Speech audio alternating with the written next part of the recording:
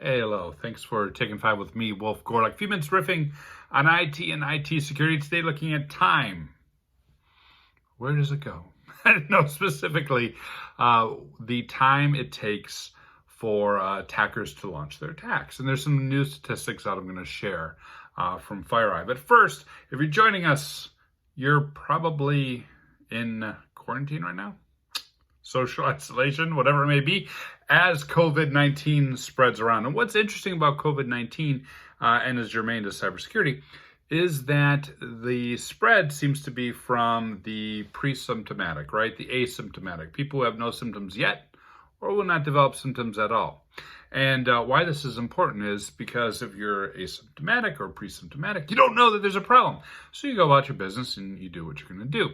Now, people can go for quite a while in that state with COVID-19. That's why they're recommending 14 days for quarantine. And this allows for a greater level of infection rate, right? Flu is not so much. I think it's like 5 days, but that means the flu average person spreads it to 1.3 people. COVID-19, we're saying 14 days, and right now they're saying that the average spread is to 2.5 people. So almost double the amount of an infection rate. Why? Because of time, right? Because more time goes on when you're asymptomatic, no symptoms, or pre-symptomatics, not symptomatic yet.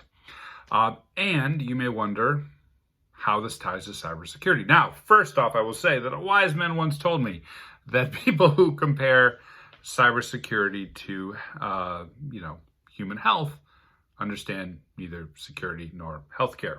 So with that being said, this is a bit of a stretch of analogy. However, that time when malicious software is asymptomatic or pre-symptomatic, specifically, that time when the malicious software is pre-symptomatic is a real driver for how far it can spread and how much damage it can do.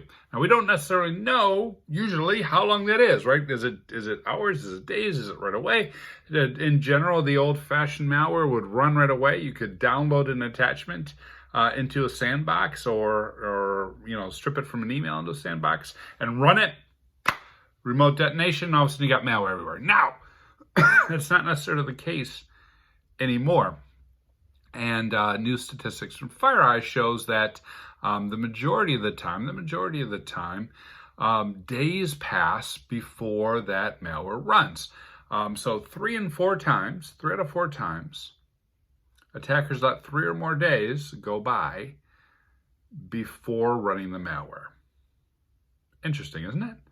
Because what that means is it gets by most of our detonation. You're not going to let an email sit in a sandbox for 3 days while your users are running where their email is. Excuse me as I cough again.